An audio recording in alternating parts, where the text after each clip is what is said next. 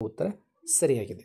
ಶಾತವಾಹನರು ಕ್ರಿಸ್ತಪೂರ್ವ 235ರಿಂದ ಕ್ರಿಸ್ತಶಕ 225ರವರೆಗೆ ಇವರು ಅಧಿಕಾರದಲ್ಲಿದ್ದರು. ಶ್ರೀಮುಖ ಇದರ ಸ್ಥಾಪಕನಾಗಿದ್ದ. ಅದೇ ರೀತಿಯಾಗಿ ಆಪ್ಷನ್ ನಂಬರ್ ಎ ಚೋಳರು ಅಂತಕ್ಕಂಥದ್ದು. ತಂಜಾವೂರು ಚೋಳರ ರಾಜಧಾನಿಯಾಗಿತ್ತು. 1070ರಿಂದ 1279ರವರೆಗೆ ಚೋಳರು ಅಧಿಕಾರದಲ್ಲಿದ್ದರು. ವಿಜಯಾಲ ಚೋಳ ಅಂತಕ್ಕಂಥ ವ್ಯಕ್ತಿ ಚೋಳ ಮನೆತನದ ಸ್ಥಾಪಕನಾಗಿದ್ದ. ಅದೇ ರೀತಿಯಾಗಿ ಆಪ್ಷನ್ ಸಿ ಇರ್ತಕ್ಕಂಥದ್ದು ಇದು ಪಾಂಡ್ಯರು. ಪಾಂಡ್ಯರ ರಾಜ ಲಾಂಛನ ಯಾವುದು ಅಂತಂದರೆ ಮೀನು ಅಂತಕ್ಕಂಥದ್ದನ್ನು ನೋಡ್ತೀವಿ. ಇವರು ಮಧುರೈಯಲ್ಲಿ ತಮ್ಮ ರಾಜಧಾನಿಯನ್ನು ಇಟ್ಕೊಂಡು ಆಳ್ವಿಕೆಯನ್ನು ಮಾಡ್ತಿದ್ರು. ಹೀಗಾಗಿ ಈ ಪಾಂಡ್ಯರ ಸ್ಥಾಪಕ ಯಾರು ಅಂತಂದರೆ ಮಂಗರಸ ಅಂತ ಹೇಳಿ ಬರ್ತಾನೆ. ಯಾರು? ಮಂಗರಸ ಈ ಪಾಂಡ್ಯರ ಸ್ಥಾಪಕನಾಗಿದ್ದ ಅಂತೇಳಿ ನೋಡ್ತೀವಿ. ಇನ್ನು ಆಪ್ಷನ್ ಬಿ ಅನ್ನು ನೋಡ್ತೀವಿ, ಚೇರರು. ಚೇರರದು ಬಿಲ್ಲು ಅಂತಕ್ಕಂಥದ್ದು ಇವರದು ರಾಜ್ಯ ಲಾಂಛನ ಆಗಿತ್ತು. ಇವರ ಸ್ಥಾಪಕ ಯಾರು ಅಂತಂದರೆ ಕೊಂಗು ಚೇರ ಅಂತಕ್ಕಂಥ ಒಬ್ಬ ವ್ಯಕ್ತಿ ಚೇರ ಮನೆತನವನ್ನು ಪ್ರಾರಂಭ ಮಾಡ್ತಾನೆ. ಹಾಗಾಗಿ ಈ ಚೋಳರು ಮನೆತನ ಇದು ತಮಿಳುನಾಡದವರು. ಶಾತವಾಹನರು ದಕ್ಷಿಣ ಭಾರತಕ್ಕೆ ಸಂಬಂಧಪಟ್ಟಂಥ ಮೊದಲ ರಾಜವಂಶ. ಪಾಂಡ್ಯರು ಬರ್ತಾರೆ. ಪಾಂಡ್ಯರು ಎಲ್ಲಿಯವರು ಅಂತಂದರೆ ಇವರು ಕೇರಳ ರಾಜ್ಯದವರು ಅಂತ ಇಟ್ಟುಕೊಂಡು ನಾವು ನೋಡ್ತೀವಿ. ಹಾಗೆ ಮುಂದುವರೆದು ಪ್ರಶ್ನೆ ನಂಬರ್ 2 ನೋಡೋಣ. ಪ್ರಶ್ನೆ ನಂಬರ್ 2, ಕನ್ನಡದಲ್ಲಿ ಉಪಲಬ್ಧವಿರುವ ಮೊದಲ ಸಾಹಿತ್ಯ ಕೃತಿ ಯಾವುದು? ಕನ್ನಡದಲ್ಲಿ ಉಪಲಬ್ಧ ಇರತಕ್ಕಂಥ ಮೊದಲ ಸಾಹಿತ್ಯ ಕೃತಿ ಯಾವುದು ಅಂಥೇಳಿ ನೋಡ್ತೀವಿ. ಕನ್ನಡದಲ್ಲಿ ಅಂದರೆ ನಾವು ಹಲವಾರು ಬಾರಿ ಎಕ್ಸಾಮ್ಸ್ಗಳಲ್ಲಿ ನೋಡ್ತಾ ಬಂದಿದ್ದು ಕವಿರಾಜ ಮಾರ್ಗ ಅಂತಕ್ಕಂಥ ಸರಿಯಾದಂಥ ಉತ್ತರ. ಕವಿರಾಜ ಮಾರ್ಗ. ಕವಿರಾಜ ಮಾರ್ಗ ಇದು ಶ್ರೀ ವಿಜಯ ಅಂತಕ್ಕಂಥ ವ್ಯಕ್ತಿ. ಶ್ರೀ ವಿಜಯ ಏನು ಮಾಡ್ತಾನೆ ಅಂತಂದರೆ ಕವಿರಾಜ ಮಾರ್ಗವನ್ನು ರಚನೆ ಮಾಡಿದ ಅಂಥೇಳಿ ನೋಡ್ತೀವಿ. ಶ್ರೀ ವಿಜಯನ ಕವಿರಾಜ ಮಾರ್ಗ. ಹಾಗೆ ಶಬ್ದಮಣಿ ದರ್ಪಣ ಆಪ್ಷನ್ ಎ ಕಾಣಿಸುತ್ತಲ್ಲ, ಇದು ಶಬ್ದಮಣಿ ದರ್ಪಣ. ಇದನ್ನು ರಚನೆ ಮಾಡಿದವರು ಯಾರು ಅಂತಂದರೆ ಕೇಶಿರಾಜ. ಹಲವಾರು ಬಾರಿ ಒಂದೇ ಪ್ರಶ್ನೆಗೆ ಒಂದೇ ಉತ್ತರವನ್ನು ನೋಡಿ ಓದರ ಬದಲಾಗಿ ಅಲ್ಲಿ ಕೊಟ್ಟಿರ್ತಕ್ಕಂಥ 4 ಉತ್ತರಗಳು ಹಲವಾರು ಪ್ರಶ್ನೆಗಳನ್ನು ಬಯಸ್ತವೆ. ಹೀಗಾಗಿ ಒಂದೇ ಉತ್ತರವನ್ನು ನೋಡುವ ಬದಲು ಒಂದು ಪ್ರಶ್ನೆಗೆ ಕೊಟ್ಟಿರ್ತಕ್ಕಂಥ ಒಂದು ಆಪ್ಷನ್ ಉತ್ತರ ಸರಿಯಾಗಿದ್ದು ಇತರ 3 ಆಪ್ಷನ್ಗಳಿಗೆ ಇರ್ತಕ್ಕಂಥ ಯಾವುದಕ್ಕೆ ಸಂಬಂಧಪಟ್ಟಿದೆ, ಇದು ಯಾವುದಕ್ಕೆ ರಿಲೇಟೇ ಆಗೈತಿ ಅಂತಕ್ಕಂಥದ್ದನ್ನು ನಾವು ನೋಡಬೇಕು. ಹಾಗಾಗಿ ಶಬ್ದಮಣಿ ದರ್ಪಣ ಇದು ಕನ್ನಡ ಸಾಹಿತ್ಯದ ವ್ಯಾಕರಣದ ತಳಹದಿಯಾಗಿದೆ ಅಂಥೇಳಿ ನಾವು ನೋಡ್ತೀವಿ. ಇದನ್ನು ರಚನೆ ಮಾಡಿದವರು ಯಾರು ಅಂತಂದರೆ ಶಬ್ದಮಣಿ ದರ್ಪಣವನ್ನು ಕೇಶಿರಾಜ ಅಂತಕ್ಕಂಥ ಒಬ್ಬ ವ್ಯಕ್ತಿ ರಚನೆ ಮಾಡ್ತಾರೆ. ಇನ್ನು ವಡ್ಡಾರಾಧನೆ ನೋಡ್ತೀವಿ. ಆಪ್ಷನ್ ನಂಬರ್ ಸಿ ಕಾಣಿಸುತ್ತಲ್ಲ, ಇದು ವಡ್ಡಾರಾಧನೆ. ವಡ್ಡಾರಾಧನೆಯನ್ನು ಬರೆದವರು ಯಾರು ಅಂತಂದರೆ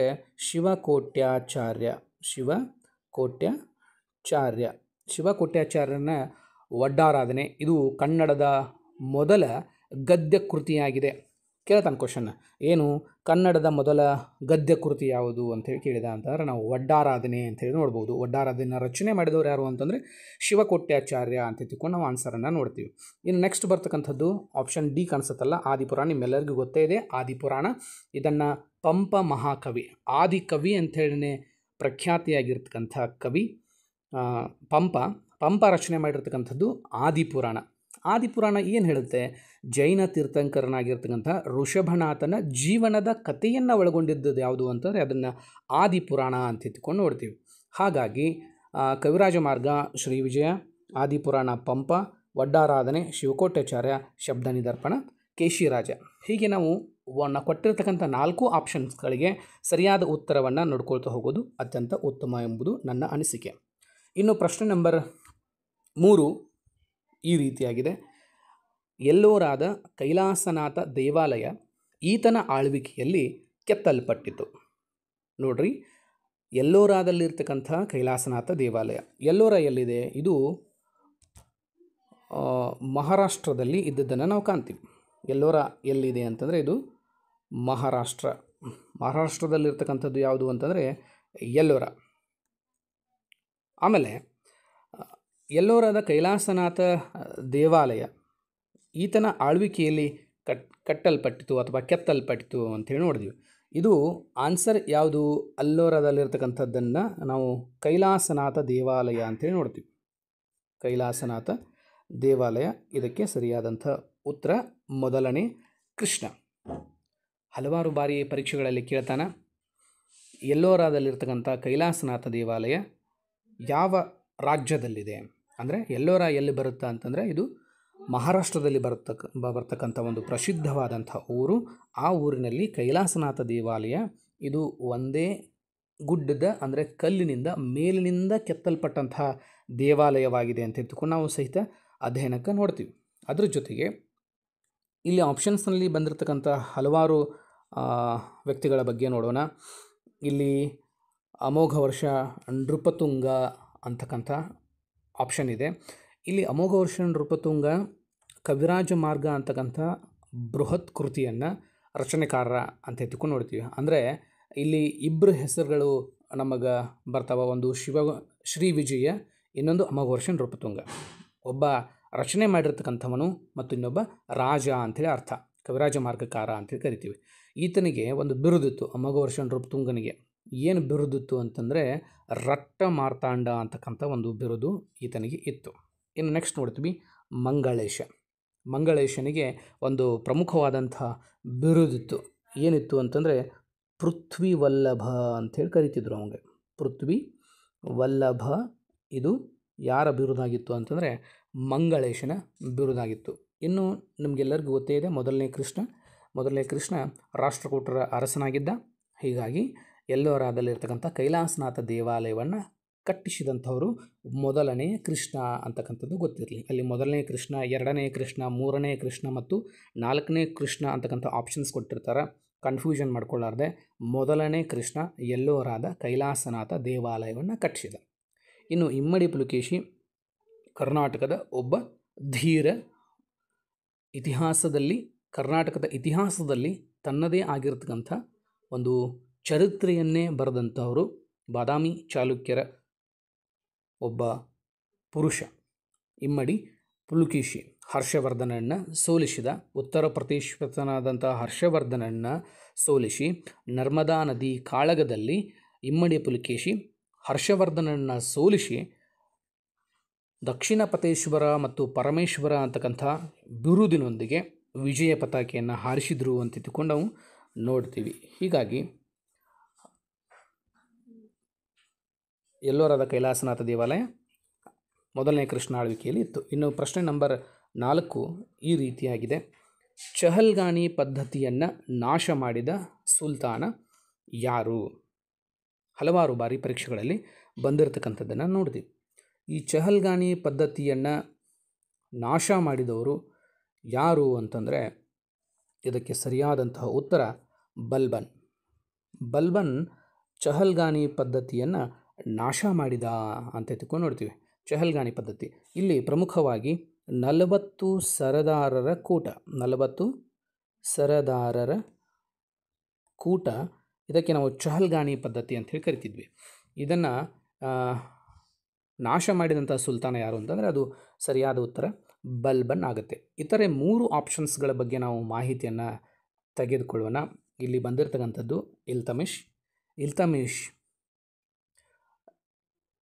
ಇಲ್ತಮಿಷ್ನ ಬಗ್ಗೆ ನೋಡೋದಾದರೆ ರಜಿಯಾ ಬೇಗಮ್ ಅಂತಕ್ಕಂಥ ಒಬ್ಬಕ್ಕೆ ಸುಲ್ತಾನ ಇದ್ಲು ನಮ್ಮಲ್ಲಿ. ರಜಿಯಾ ಬೇಗಮ್ ಅಥವಾ ರಜಿಯಾ ಸುಲ್ತಾನ ಇದು ಭಾರತದ ಮೊದಲ ಸಾಮ್ರಾಜ್ಞೆ ಅಂತ ತಿಳ್ಕೊಂಡು ನಾವು ಕರಿತೀವಿ. ಅವಳ ತಂದೆಯಾಗಿದ್ದರು ಯಾರು ಅಂತಂದರೆ ಇಲ್ತಮಿಷ್. ಹಾಗಾಗಿ ಕುತುಬ್ ಮಿನಾರನ್ನು ನೋಡ್ತೀವಿ ನಾವು. ದೆಹಲಿಯಲ್ಲಿರ್ತಕ್ಕಂಥ ಕುತುಬ್ ಮಿನಾರನ್ನು ಪೂರ್ಣಗೊಳಿಸಿದವರು ಯಾರು ಅಂತಂದರೆ ಇಲ್ತಮಿಷ್. ಆಪ್ಷನ್ ನಂಬರ್ ಸಿ ಯಲ್ಲಿ ಕಾಣಿಸುತ್ತೆ ಐಬಕ್. ದೆಹಲಿಯಲ್ಲಿ ಕಟ್ಟಲ್ಪಟ್ಟಂತಹ ಕುತುಬ್ ಮಿನಾರನ್ನು ಪೂರ್ಣಗೊಳಿಸಿದವರು ಯಾರು ಅಂತಂದರೆ ಇಲ್ತಮಿಷ್. ಬಟ್ ಆ ದೆಹಲಿಯಲ್ಲಿರ್ತಕ್ಕಂಥ ಕುತುಬ್ ಮಿನಾರಕ್ಕೆ ಅಡಿಪಾಯ ಹಾಕಿದವರು ಯಾರು ಅಂತಂದರೆ ಐಬಕ್ ಅಂತಕ್ಕಂಥ ಉತ್ತರ ಸರಿಯಾಗುತ್ತೆ. ಐಬಕ್ ದೆಹಲಿ ಸುಲ್ತಾನ ಮನೆತನವನ್ನು ಪ್ರಾರಂಭ ಮಾಡುವುದರ ಜೊತೆಗೆ ಇಲ್ಲಿ ದೆಹಲಿ ಇವರ ರಾಜಧಾನಿಯನ್ನೇ ಇಟ್ಟುಕೊಂಡು ಆಳ್ವಿಕೆ ಮಾಡ್ತಾರೆ. ದೆಹಲಿ ಸುಲ್ತಾನರು ಅಂತ ತಿಳ್ಕೊಂಡು ಇವರು ಪ್ರಖ್ಯಾತಿಯನ್ನು ಗಳಿಸ್ಕೊಂಡ್ರು. ಐಬಕ್ ಯಾರ ನಿಷ್ಠಾವಂತ ಗುಲಾಮನಾಗಿದ್ದ ಅಂತಂದರೆ ಮಹಮ್ಮದ್ ಗೋರಿ ಅಂತೇಳಿ ಒಬ್ಬರು ಬರ್ತಾರೆ. ಮಹಮ್ಮದ್ ಗೋರಿಯ ನಿಷ್ಠಾವಂತ ಗುಲಾಮನಾಗಿ ಐಬಕ್ ಕೆಲಸ ಮಾಡ್ತಾರೆ. ಮಹಮ್ಮದ್ ಗೋರಿ ಇಲ್ಲಿಂದ ಅಫ್ಘಾನಿಸ್ತಾನಕ್ಕೆ ಹೋದ ಮೇಲೆ ತೀರ್ಕೊಂಡ್ಮೇಲೆ ಭಾರತದ ನೇತೃತ್ವವನ್ನು ವಹಿಸಿದವರು ಐಬಕ್. ಹೀಗಾಗಿ ಐಬಕ್ ಗುಲಾಮಿ ಸಂತತಿಯನ್ನು ಪ್ರಾರಂಭ ಮಾಡುವುದರ ಜೊತೆಗೆ ದೆಹಲಿ ಸುಲ್ತಾನ ಮನೆತನಕ್ಕೆ ಅಡಿಪಾಯ ಹಾಕಿದ ಅಂತ ತಿಳ್ಕೊಂಡು ನಾವು ನೋಡ್ತೀವಿ. ಹೀಗಾಗಿ ಐಬಕ್ ಕುತುಬ್ ಮಿನಾರನ್ನು ಪ್ರಾರಂಭ ಮಾಡಿದರು ಅಂತೇಳಿ ನೋಡ್ತೀವಿ. ಹಾಗಾಗಿ ಪೋಲೋ ಆಟ ಆಡುವಾಗ ನಿಧನ ಹೊಂದಿದ ಅಂತ ತಿಳ್ಕೊಂಡು ನೋಡ್ತೀವಿ. ಪೋಲೋ ಕುದುರೆಯ ಮೇಲೆ ಕುಳಿತುಕೊಂಡು ಆಟ ಆಡುವಂಥ ಆಟ ಯಾವುದು ಅಂತಂದರೆ ಅದನ್ನು ಪೋಲೋ ಆಟ ಅಂತೇಳಿ ಕರಿತೀವಿ. ಇನ್ನು ನೆಕ್ಸ್ಟು ಅಲ್ಲಾವುದ್ದೀನ್ ಖಿಲ್ಜಿ. ಖಿಲ್ಜಿ ಮನೆತನದಲ್ಲಿಯೇ ಅತ್ಯಂತ ಪ್ರಮುಖನಾಗಿರ್ತಕ್ಕಂಥ ಸುಲ್ತಾನ ಯಾರು ಅಂತಂದರೆ ಅಲ್ಲಾವುದ್ದೀನ್ ಖಿಲ್ಜಿ. ಖಿಲ್ಜಿಗಳ ಪ್ರಮುಖ ಸುಲ್ತಾನ ಅಂತ ತಿಳ್ಕೊಂಡು ನಾವು ಕರಿತೀವಿ. ಇನ್ನು ಮುಂದಿನ ಪ್ರಶ್ನೆ, 5ನೇ ಪ್ರಶ್ನೆ ಈ ರೀತಿಯಾಗಿದೆ. ದಾಮ್ ಎಂಬ ಹೊಸ ನಾಣ್ಯವನ್ನು ಚಲಾವಣೆಗೆ ತಂದವರು ಯಾರು? ದಾಮ್ ಎಂಬಂತಹ ಹೊಸ ನಾಣ್ಯವನ್ನು ಚಲಾವಣೆಗೆ ತಂದವರು. ಇದಕ್ಕೆ ಸರಿಯಾದ ಉತ್ತರ ಶೇರ್ ಶಹ. ಶೇರ್ ಶಹನ ಬಗ್ಗೆ ಸ್ವಲ್ಪ ಮಾಹಿತಿ. ಶೇರ್ ಶಹ ಸೂರ್ ಮನೆತನದ ಸ್ಥಾಪಕನಾಗಿದ್ದ. ಹಾಗೆ ಫರೀದ್ ಅಂತಕ್ಕಂಥದ್ದು ಈತನ ಬಾಲ್ಯದ ಹೆಸರು ಭಾಳಷ್ಟು ಸಾರಿ ಪರೀಕ್ಷೆಗಳಲ್ಲಿ ಬಂದಿದ್ದು ಉಂಟು. ಶೇರ್ ಶಹನ ಪೂರ್ವದ ಅಥವಾ ಬಾಲ್ಯದ ಹೆಸರೇನು ಅಂತ ಬಂದರೆ ಅದು ಫರೀದ್ ಅಂತಕ್ಕಂಥದ್ದು. ಸೂರ್ ಮನೆತನದ ಸ್ಥಾಪಕ ಯಾರು ಅಂತಂದರೆ ಶೇರ್ ಶಹ ಅಂತೇಳಿ ನೋಡ್ತೀವಿ. ಇನ್ನು ನೆಕ್ಸ್ಟು ಆಪ್ಷನ್ ನಂಬರ್ ಎದಲ್ಲಿ ಬಂದಿರತಕ್ಕಂಥದ್ದು ಬಾಬರ್. ಬಾಬರ್ ಮೊಘಲ್ ಮನೆತನದ ಸುಲ್ತಾನ, ಅಂದರೆ ಮೊಘಲ್ ಮನೆತನಕ್ಕೆ ಅಡಿಪಾಯ ಹಾಕಿದವರು ಯಾರು ಅಂತಂದರೆ ಅವರು ಬಾಬರ್ ಅಂಥೇಳಿ ನೋಡ್ತೀವಿ. ಬಾಬರ್, ಹುಮಾಯೂನ್, ಅಕ್ಬರ್, ಬಾಬರ್, ಹುಮಾಯೂನ್, ಅಕ್ಬರ್, ಜಹಾಂಗೀರ್, ಶಹಜಹಾನ್ ಮತ್ತು ಔರಂಗಜೇಬ್ ಅಂತ ತಿಳ್ಕೊಂಡು ನಾವು ಮೊಘಲ್ ಸಂತತಿಯಲ್ಲಿ ಬಂದಿರತಕ್ಕಂಥ ಬಾಬರ್ ನಂತರ ಅವನ ಮಗನ ನಂತರ ಮತ್ತೊಬ್ಬ, ಹೀಗೆ ನಿರಂತರವಾಗಿ ಮೊಘಲರು ಯಾರ್ಯಾರಿದ್ದರು ಅಂತಕ್ಕಂಥದ್ದನ್ನು ಮಾಹಿತಿಯನ್ನು ತೊಗೊಂಡು ಬರ್ತೀವಿ. ಬಾಬರ್ ಮೊಘಲ ಸಂತತಿಯ ಸ್ಥಾಪಕನಾಗಿದ್ದ ಅಂತೇಳಿ ನೋಡ್ತೀವಿ. ನೆಕ್ಸ್ಟು ಅಲ್ಲಾವುದ್ದೀನ್ ಖಿಲ್ಜಿ. ಇವಾಗಲೇ ನಾವು ನೋಡಿದ್ದೀವಿ ಅಲ್ಲಾವುದ್ದೀನ್ ಖಿಲ್ಜಿ ಮನೆತನದ ಅತ್ಯಂತ ಪ್ರಮುಖ ಸುಲ್ತಾನ. ಹಾಗಾಗಿ ಮಾರುಕಟ್ಟೆ ನೀತಿ ಈತನ ಕಾಲಾವಧಿಯಲ್ಲಿ ಜಾರಿಗೆ ಬಂತು, ಪ್ರಸಿದ್ಧಿ ಕೂಡ ಆಯಿತು. ಅದರ ಜೊತೆಗೆ ಕುದುರೆಗಳಿಗೆ ಮುದ್ರೆ ಹಾಕುವಂಥ ಪದ್ಧತಿ, ದಾಗ್ ಅಂತೇಳಿ ಕರಿತೀವಿ ಅದನ್ನು. ಆ ಕುದುರೆಗಳಿಗೆ ಮುದ್ರೆ ಹಾಕುವಂಥ ಪದ್ಧತಿ, ದಾಗ್ ಅಂತಕ್ಕಂಥ ಪದ್ಧತಿಯನ್ನು ಪ್ರಾರಂಭ ಮಾಡಿದ ಅಲ್ಲಾವುದ್ದೀನ್ ಖಿಲ್ಜಿ ಅಂತೇಳಿ ನಾವು ನೋಡ್ತೀವಿ. ಇನ್ನು ಮಹಮ್ಮದ್ ಬಿನ್ ತುಘಲಕ್ ಮನೆತನದ ಪ್ರಮುಖನಾಗಿರ್ತಕ್ಕಂಥ ಸುಲ್ತಾನ. ಇಲ್ಲಿ ನಾವು ಪ್ರಮುಖವಾಗಿ ದೆಹಲಿ ಸುಲ್ತಾನರು ಅಂಥೇಳಿ ಬಂದರು ಅಂತಂದರೆ ಮೊದಲಿಗೆ ಬರೋರು ಗುಲಾಮಿ ಸಂತತಿ, ಅದಾದಮೇಲೆ ಖಿಲ್ಜಿ ಸಂತತಿ, ತುಘಲಕ್ ಸಂತತಿ, ಸಯ್ಯದ್ ಸಂತತಿ ಮತ್ತು ಲೋಧಿ ಸಂತತಿ ಅಂತ ತಿಳ್ಕೊಂಡು ನಾವು ಪ್ರಮುಖವಾಗಿ ದೆಹಲಿ ಸುಲ್ತಾನರ ಮನೆತನವನ್ನು 5 ಪ್ರಮುಖ ಭಾಗಗಳಾಗಿ ವಿಂಗಡಣೆ ಮಾಡ್ಕೋತಾ ಅಲ್ಲಿ ಬಂದಿರತಕ್ಕಂಥ ಸುಲ್ತಾನರ ಬಗ್ಗೆ ಅಧ್ಯಯನವನ್ನು ಮಾಡ್ತೀವಿ. ಹೀಗಾಗಿ ಈ ತುಘಲಕ್ ಮನೆತನದಲ್ಲಿರ್ತಕ್ಕಂಥ ಒಬ್ಬ ಪ್ರಮುಖ ಸುಲ್ತಾನ ಯಾರು ಅಂತಂದರೆ ಆತನ ಹೆಸರು ಮಹಮ್ಮದ್ ಬಿನ್ ತುಘಲಕ್. ಮಹಮ್ಮದ್ ಬಿನ್ ತುಘಲಕ್ನಿಗೆ ನಾವು ಐಲು ದೊರೆ, ಹುಚ್ಚು ದೊರೆ ಅಂತ ತಿಳ್ಕೊಂಡು ಕರಿತೀವಿ. ಯಾಕೆ ಈತನಿಗೆ ನಾವು ಐಲು ದೊರೆ ಅಥವಾ ಹುಚ್ಚು ದೊರೆ ಅಂಥೇಳಿ ಕರಿತೀವಿ ಅಂತಂದರೆ ಮಹಮ್ಮದ್ ಬಿನ್ ತುಘಲಕ್ ರಾಜಧಾನಿಯನ್ನು ಬದಲಾವಣೆ ಮಾಡಿದ್ದು ಮತ್ತು ನಾಣ್ಯಗಳ ಚಲಾವಣೆಯನ್ನು ಸರ್ಕಾರದಿಂದ ಖಾಸಗಿಗೆ ವರ್ಗಾವಣೆ ಮಾಡಿದ್ದು. ಇವೆರಡೂ ಈತನ ಪದ್ಧತಿಗಳು ಅವನ ಸರ್ಕಾರವನ್ನೇ ಅಲುಗಾಡಿಸುವಂತಾಯಿತು. ಮಹಮ್ಮದ್ ಬಿನ್ ತುಘಲಕ್ ತನ್ನ ರಾಜಧಾನಿಯನ್ನು ಬದಲಾಯಿಸಿದ. ಎಲ್ಲಿಂದ? ದೆಹಲಿಯಿಂದ ದೇವಗಿರಿ, ಅಂದರೆ ದೆಹಲಿಯಿಂದ ಮಹಾರಾಷ್ಟ್ರದ ದೇವಗಿರಿ ಅಥವಾ ಇಂದಿನ ದೌಲತಾಬಾದ್ ಅಂತ ಹೇಳಿ ಕರಿತೀವಿ, ಅಲ್ಲಿಗೆ ತನ್ನ ರಾಜಧಾನಿಯನ್ನು ಬದಲಾವಣೆ ಮಾಡಿದ. ಅಪಾರ ಸಂಪತ್ತನ್ನು ಖರ್ಚು ಮಾಡ್ತಾನೆ. ಧನ ಕನಕಗಳನ್ನು ಎಲ್ಲವನ್ನು ನಾಶ ಮಾಡಿ ಮತ್ತೆ ಬಂದು ದೌಲತಾಬಾದ್ನಿಂದ ಮತ್ತೆ ದೇವಗಿರಿ ಹೋಗಬೇಕು ಅಂತ ತಿಳ್ಕೊಂಡು ಆದೇಶವನ್ನು ಇಡ್ತಾನೆ. ಹೀಗಾಗಿ ಜನರೆಲ್ಲ ಬಹಳಷ್ಟು ಜನ ಏನು ಮಾಡ್ತಾರೆ ಅಂತಂದ್ರೆ ಇಲ್ಲಿ ಸತ್ತು ಹೋಗಿಬಿಡ್ತಾರೆ. ಹೀಗಾಗಿ ಈತನನ್ನು ಹುಚ್ಚು ದೊರೆ ಅಂತ ತಿಳ್ಕೊಂಡು ನಾವು ಕರಿತೀವಿ. ಇಲ್ಲಿಗೆ ಒಟ್ಟು 5 ಪ್ರಶ್ನೆಗಳು ಮತ್ತು ಅದಕ್ಕೆ ಸಂಬಂಧಪಟ್ಟಂತಹ ಹಲವಾರು ಆಯ್ಕೆಗಳಿಗೆ ಸಂಬಂಧಪಟ್ಟಂಥ ಹಲವಾರು ವಿಶೇಷತೆಗಳನ್ನು ಅಧ್ಯಯನವನ್ನು ಮಾಡಿದ್ವಿ. ಇನ್ನು ಪಾರ್ಟ್ 2 ಬರುತ್ತೆ, ಅದು ಕೂಡ ಇತಿಹಾಸದಕ್ಕೆ ಸಂಬಂಧಪಟ್ಟಂಥ KAS ಪರೀಕ್ಷೆಯಲ್ಲಿ ಬಂದಿರತಕ್ಕಂಥ ಪ್ರಶ್ನೆಗಳಿಗೆ ಹಲವಾರು ಪ್ರಶ್ನೆಗಳು ಬರ್ತಾವೆ.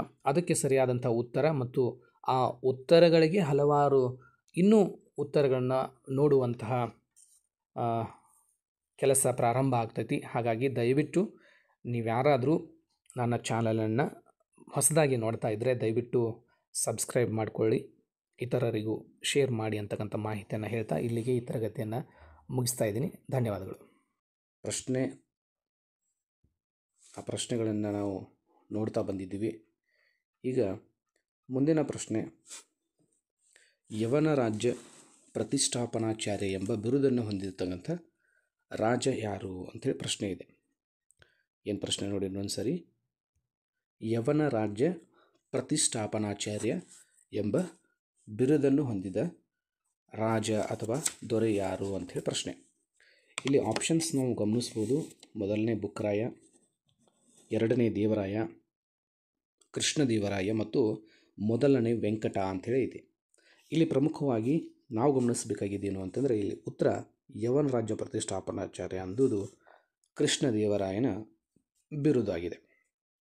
ಕೃಷ್ಣದೇವರಾಯ ವಿಜಯನಗರ ಸಾಮ್ರಾಜ್ಯದ ಅರಸರಲ್ಲಿಯೇ ಅತ್ಯಂತ ಪ್ರಮುಖನಾಗಿರ್ತಕ್ಕಂಥ ಅರಸನಾಗಿದ್ದ ಅಂತ ತಿಳ್ಕೊಂಡು ನಾವು ನೋಡ್ತೀವಿ.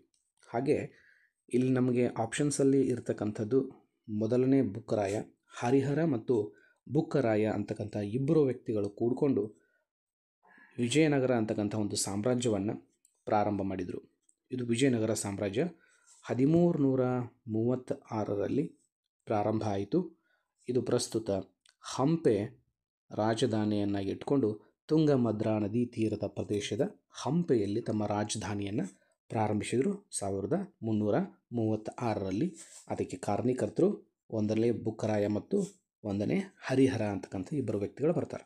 ಇನ್ನು ಎರಡನೇ ದೇವರಾಯನಿಗೆ ಹೀಗೂ ಕರಿತೀವಿ ನಾವು, ಪ್ರೌಢದೇವರಾಯ ಅಂಥೇಳಿ. ಹಲವಾರು ಬಾರಿ ಎಕ್ಸಾಮ್ಸ್ಗಳಲ್ಲಿ ಬಂದಿದೆ. ಪ್ರೌಢದೇವರಾಯ ಅಂದರೂ ಒಬ್ಬರೇ, ಎರಡನೇ ದೇವರಾಯ ಅಂತಕ್ಕಂಥದ್ದು ಇಬ್ಬರು ಒಬ್ಬರೇ. ಹಾಗಾಗಿ ಈ ಸಂಗಮ ವಂಶದಲ್ಲಿ ಬರ್ತಕ್ಕಂಥ ಅತ್ಯಂತ ಪ್ರಖ್ಯಾತನಾಗಿರ್ತಕ್ಕಂಥ ದೊರೆ ಯಾರು ಅಂತಂದರೆ ಅವರು ಎರಡನೇ ದೇವರಾಯ. ಈತನಿಗೆ ಮಹಾನಾಟಕ ಸುಧಾನುಧಿ ಅಂತಕ್ಕಂಥ ಒಂದು ಉತ್ತಮವಾದಂಥ ಕೃತಿಯನ್ನು ರಚನೆ ಮಾಡಿದ್ಯಾರು ಅಂತಂದರೆ ಎರಡನೇ ದೇವರಾಯ ಅಂತಕ್ಕಂಥದ್ದು. ಇನ್ನು ಕೃಷ್ಣದೇವರಾಯನಿಗೆ ನಾವು ಬಂದ್ವಿ ಅಂತಂದರೆ ತುಳುವ ಮನೆತನಕ್ಕೆ ಸಂಬಂಧಪಟ್ಟಂಥ ಅರಸನಾಗಿದ್ದ ಕೃಷ್ಣದೇವರಾಯ. ಅಷ್ಟದಿಗ್ಗಜರು ಅಂತಕ್ಕಂಥ ಮಂತ್ರಿ ಮಂಡಲವನ್ನು ಕೃಷ್ಣದೇವರಾಯ ಹೊಂದಿದ್ದ. ಅದೇ ರೀತಿಯಾಗಿ ಯವನ ರಾಜ್ಯ ಪ್ರತಿಷ್ಠಾಪನಾಚಾರ್ಯ ಅಂತಕ್ಕಂಥ ಬಿರುದನ್ನು ಹೊಂದಿದ್ದ. ಇದರ ಜೊತೆಗೆ ಹಲವಾರು ಬಿರುದುಗಳು ಸಹಿತ ಕೃಷ್ಣದೇವರಾಯನ ಕರಿತಿದ್ವಿ. ಕರ್ನಾಟಕ ರಾಜ್ಯ ರಮಾರಮಣ ಅಂತಕ್ಕಂಥ ಬಿರುದು ಅಥವಾ ಆಂಧ್ರ ಭೋಜ ಅಂತಕ್ಕಂಥ ಬಿರುದನ್ನು ಹೊಂದಿದಂಥವರು ಯಾರು ಅಂತಂದರೆ ಕೃಷ್ಣದೇವರಾಯ ಅಂತಕ್ಕಂಥ ನೋಡ್ತೀವಿ. ಇನ್ನು ಮುಂದಿನ ಪ್ರಶ್ನೆ, 7ನೇ ಪ್ರಶ್ನೆ, ಭಾರತೀಯ ಸಿವಿಲ್ ಸೇವೆಯನ್ನು ಆರಂಭಿಸಿದವರು ಯಾರು? ಭಾರತೀಯ ಸಿವಿಲ್ ಸೇವೆಯನ್ನು ಆರಂಭಿಸಿದವರು ಯಾರು? ಇಲ್ಲಿ ನಾವು ಪ್ರಮುಖವಾಗಿ ಉತ್ತರವನ್ನು ನೋಡ್ಬೋದು. ಭಾರತೀಯ ಸಿವಿಲ್ ಸೇವೆಯನ್ನು ಪ್ರಾರಂಭ ಮಾಡಿದವರು ಯಾರು ಅಂತಂದರೆ ಕಾರ್ನ್ವಾಲಿಸ್ ಅಂಥೇಳಿ ಆನ್ಸರ್ ಆಗುತ್ತೆ. ಇಲ್ಲಿ ಕಾರ್ನ್ವಾಲಿಸ್ 1786ರಿಂದ 1793ರವರೆಗೆ ಗವರ್ನರ್ ಜನರಲ್ ಆಗಿ ಕಾರ್ನ್ವಾಲಿಸ್ ಅಧಿಕಾರದಲ್ಲಿ ಇದ್ದರು. ಅದರ ಜೊತೆಗೆ ಮೂರನೇ ಆಂಗ್ಲೋ ಮೈಸೂರು ಕದನದಲ್ಲಿ ಗವರ್ನರ್ ಜನರಲ್ ಆಗಿರ್ತಕ್ಕಂಥ ಒಂದು ಸಂದರ್ಭ. ಅದರ ಜೊತೆಗೆ ವಾರನ್ ಹೆಸ್ಟಿಂಗ್ಸ್ ಅಂತಕ್ಕಂಥ ಆಪ್ಷನ್ಸ್ ಇದೆ. ಇದಕ್ಕೆ ಒಂದು ಉತ್ತರ ನೋಡುವುದಾದರೆ, ಈ ವಾರನ್ ಹೆಸ್ಟಿಂಗ್ಸ್ ಇದ್ದಂತಹ ಗವರ್ನರ್ ಜನರಲ್ ಆಗಿರ್ತಕ್ಕಂತಹ ಸಂದರ್ಭದಲ್ಲಿ ರೆಗ್ಯುಲೇಟಿಂಗ್ ಕಾಯ್ದೆಯನ್ನು ಇವರು ಜಾರಿಗೆ ತೊಗೊಂಡ್ಬಂದರು. ಎಷ್ಟರೊಳಗೆ ಅಂತಂದರೆ 1773ರಲ್ಲಿ ರೆಗ್ಯುಲೇಟಿಂಗ್ ಕಾಯ್ದೆ. ಹಾಗೆ ವಾರನ್ ಹೆಸ್ಟಿಂಗ್ಸ್ ಇದ್ದಂತಹ ಕಾಲಾವಧಿ ಎಷ್ಟು ಅಂತಂದರೆ 1774, ಇದರಿಂದ ಪ್ರಾರಂಭ 1785.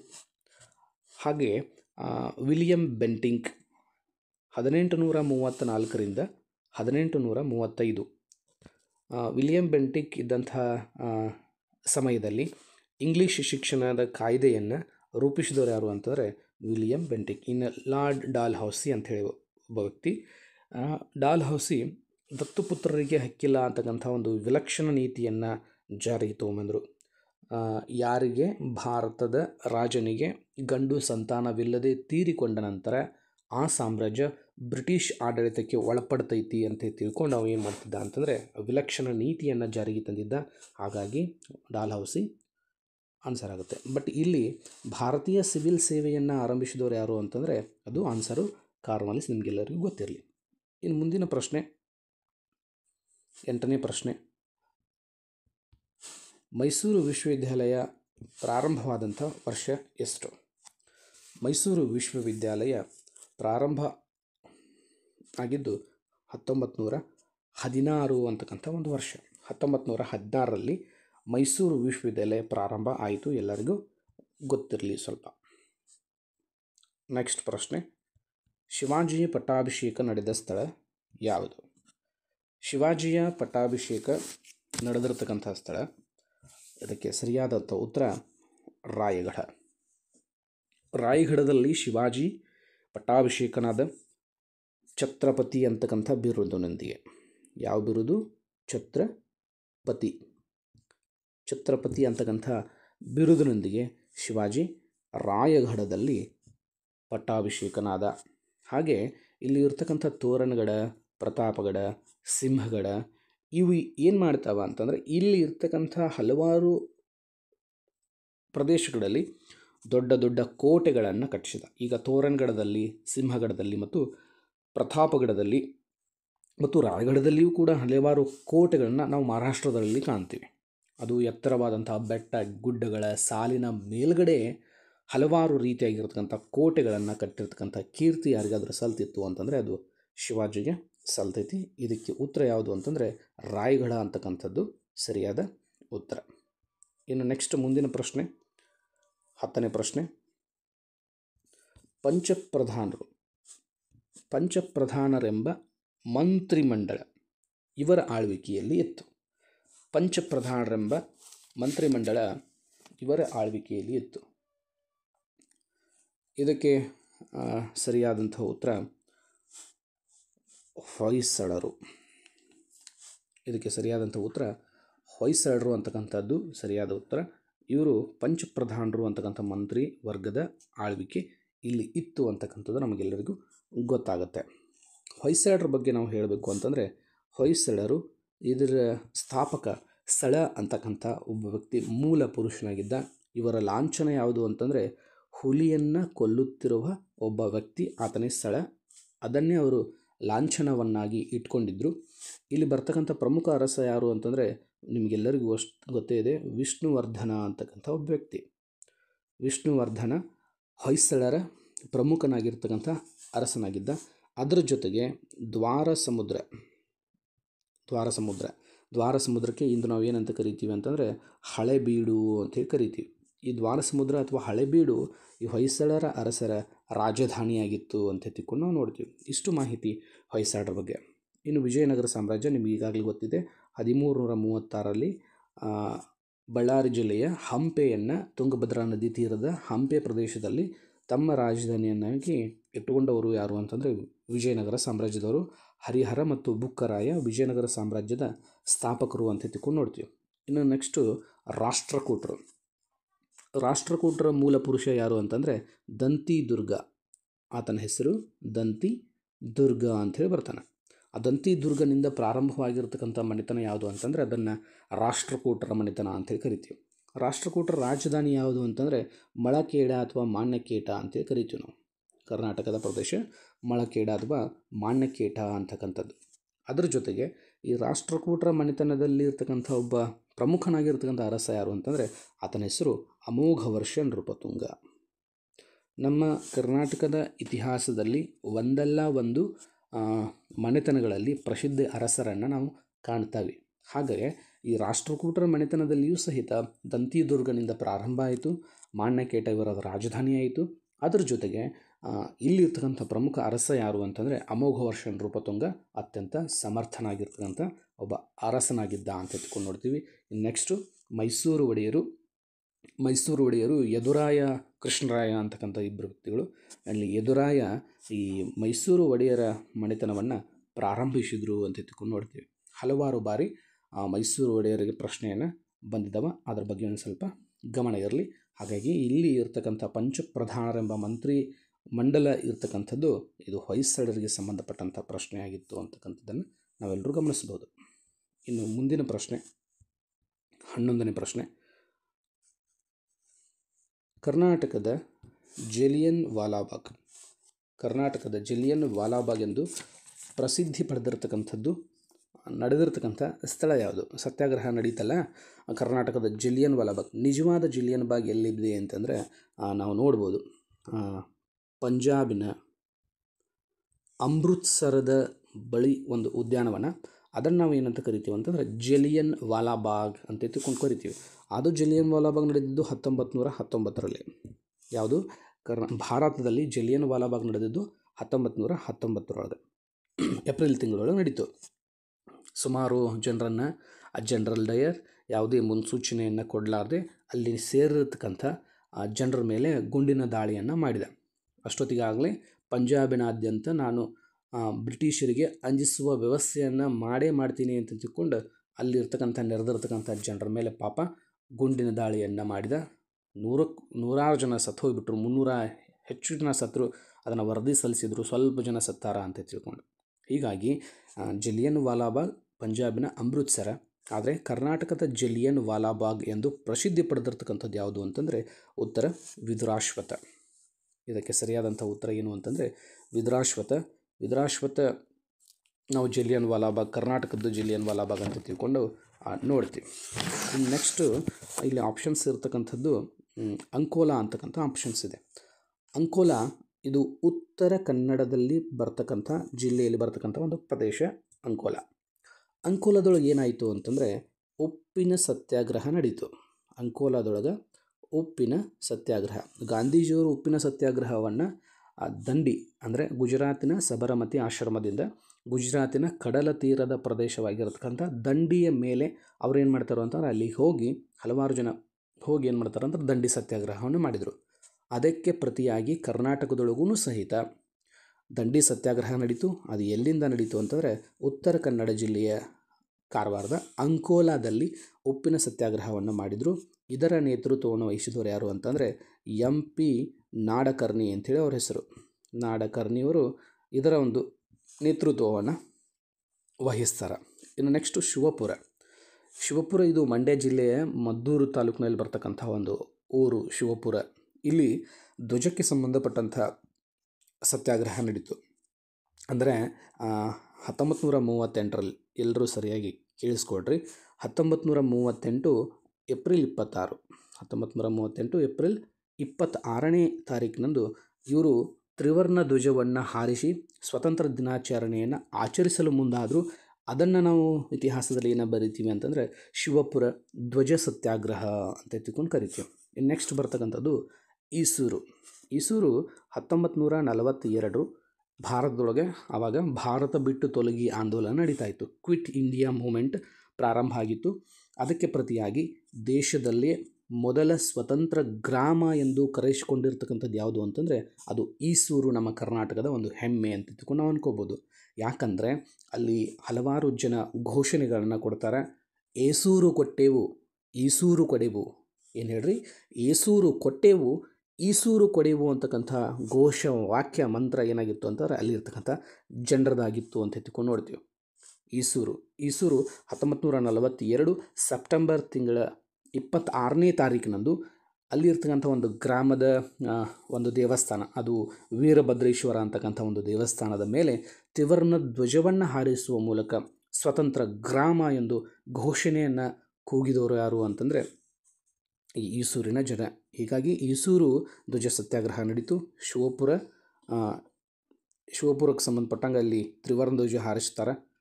ಅದಾದಮೇಲೆ ಅಂಕೋಲಾ ಉಪ್ಪಿನ ಸತ್ಯಾಗ್ರಹ. ಕರ್ನಾಟಕದ ಜಲಿಯನ್ ವಾಲಾಬಾಗ್ ಯಾವುದು ಅಂತಂದರೆ ಅದು ವಿದುರಾಶ್ವತ. ಎಲ್ಲರಿಗೂ ನೆನಪಿರಲಿ. ಇನ್ನು ಮುಂದಿನ ಪ್ರಶ್ನೆ 12ನೇ ಪ್ರಶ್ನೆ. 1857 ಮುಂಡರಗಿಯಲ್ಲಿ ಬ್ರಿಟಿಷರ ವಿರುದ್ಧ ನಡೆದ ಸಶಸ್ತ್ರ ದಂಗೆಯ ಮುಂದಾಳತ್ವವನ್ನು ವಹಿಸಿದವರು ಯಾರು? ಇಲ್ಲಿ ಆನ್ಸರ್ ಯಾವುದು ಅಂತಂದರೆ ಭೀಮರಾವ್. ಗೊತ್ತಿರಲಿ, 1857 ಸಂದರ್ಭ ಈ ನಮ್ಮ ಉತ್ತರ ಕರ್ನಾಟಕದ ಮುಂಡರಗಿಯಲ್ಲಿ ಬ್ರಿಟಿಷರ ವಿರುದ್ಧ ನಡೆದಿರ್ತಕ್ಕಂಥ ಒಂದು ಸಶಸ್ತ್ರ ದಂಗೆ ನಡೆದಿತ್ತು. ಅದರ ಮುಂದಾಳತ್ವವನ್ನು ವಹಿಸಿದವರು ಯಾರು ಅಂತಂದರೆ ಭೀಮರಾವ್ ಅಂತಕ್ಕಂಥ ಉತ್ತರ ನಿಮ್ಮೆಲ್ಲರಿಗೂ ಇನ್ನು ಗೊತ್ತಿರಲಿ. ಇನ್ನು ಮುಂದಿನ ಪ್ರಶ್ನೆ 13ನೇ ಪ್ರಶ್ನೆ. ಗದರ್ ಪಕ್ಷ ಇಲ್ಲಿ ಗದರ್ ಪಕ್ಷ ಎಂಬ ಕ್ರಾಂತಿಕಾರಿ ಸಂಘಟನೆಯ ಕೇಂದ್ರ ಸ್ಥಳ ಯಾವುದು? ಗದರ್ ಪಕ್ಷ ನಾವು ಸಾಕಷ್ಟು ಬಾರಿ ಇತಿಹಾಸದಲ್ಲಿ ನೋಡ್ಕೋತ ಬಂದಾಗ ಹಲವಾರು ರೀತಿಯಲ್ಲಿ ಹಲವಾರು ಜನ ಏನು ಮಾಡ್ತಾರೆ ಅಂತಂದರೆ ಒಂದೊಂದು ಕಡೆ ಮಾನ್ಯತೆಯನ್ನು ಕೊಡ್ತಾರೆ, ಹಲವಾರು ಕಡೆ ಚಳುವಳಿಗಳನ್ನ ನಡೆಸ್ತಾರೆ. ಹೀಗಾಗಿ ಈ ಗದರ್ ಪಕ್ಷ ಕ್ರಾಂತಿಕಾರಿ ಸಂಘಟನೆ ಹುಟ್ಕೊಂಡಿದ್ದೆಲ್ಲಿ ಅಂತಂದರೆ ಶಾನ್ ಫ್ರಾನ್ಸಿಸ್ಕೋ ಅಂತಕ್ಕಂಥ ಒಂದು ಪ್ರದೇಶದಲ್ಲಿ. ಹೀಗಾಗಿ ಈ ಶಾನ್ ಫ್ರಾನ್ಸಿಸ್ಕೋ ಗದರ್ ಪಕ್ಷ ಈ ಕ್ರಾಂತಿಕಾರಿ ಸಂಘಟನೆಯಾಗಿ ಹೊರಹೊಮ್ಮಿದ್ದು ನಾವು ನೋಡ್ತೀವಿ. ಶಾನ್ ಫ್ರಾನ್ಸಿಸ್ಕೋ ಕೇಂದ್ರ ಸ್ಥಳ ಆಗಿತ್ತು ಗದರ್ ಪಕ್ಷದ್ದು. ಹಾಗೆ ಇಲ್ಲಿ ಕಲ್ಕತ್ತಾ ಅಂತಕ್ಕಂಥದ್ದು ಭಾರತದ ಒಂದು ಪ್ರಮುಖವಾದಂತಹ ನಗರ. ಇದು ಪಶ್ಚಿಮ ಬಂಗಾಳದ ರಾಜಧಾನಿಯಾಗಿದೆ. ಹಾಗೆ ಮಾಸ್ಕೋ ಇದು ರಷ್ಯಾ ದೇಶದ ಒಂದು ರಾಜಧಾನಿ ಮಾಸ್ಕೋ. ಮತ್ತು ಲಾಹೋರ್ ಇದು ಪಾಕಿಸ್ತಾನದಲ್ಲಿ ಬರ್ತಕ್ಕಂಥ ಒಂದು ಪ್ರಮುಖವಾದಂಥ ನಗರ. ಲಾಹೋರ್ ಪಂಜಾಬ್ನಿಂದ ಲಾಹೋರ್ಗೆ ಬಸ್ ಪ್ರಯಾಣವನ್ನು ಮಾಡ್ತಾರೆ ವಾಜಪೇಯಿ ಅವರು. ಮಾಸ್ಕೋ ಇದು ರಷ್ಯಾದ ರಾಜಧಾನಿ ಆಗೈತಿ. ಕಲ್ಕತ್ತಾ ಇದು ಪಶ್ಚಿಮ ಬಂಗಾಳದ ರಾಜಧಾನಿ ಭಾರತದ್ದು. ಇನ್ನು ಸ್ಯಾನ್ ಫ್ರಾನ್ಸಿಸ್ಕೋ ಬತ್ತು ಅಂತಂದರೆ ಇಲ್ಲಿ ಗದರ್ ಅಂತಕ್ಕಂಥ ಒಂದು ಪಕ್ಷದ ಕ್ರಾಂತಿಕಾರಿ ಸಂಘಟನೆಯ ಕೇಂದ್ರ ಸ್ಥಳ ಆಗಿತ್ತು ಅಂತಕ್ಕಂಥ ಉತ್ತರ ಸರಿಯಾಗುತ್ತೆ. ಇನ್ನು ನೆಕ್ಸ್ಟು 14ನೇ ಪ್ರಶ್ನೆ. ಈ ಕೆಳಗಿನವುಗಳಲ್ಲಿ ಯಾವುದು ಕಾಂಗ್ರೆಸ್ಸಿನಲ್ಲಿದ್ದ ಮಂದಗಾಮಿಗಳ ಗುರಿಯಾಗಿರಲಿಲ್ಲ ಅಂತಕ್ಕಂಥ ಪ್ರಶ್ನೆ.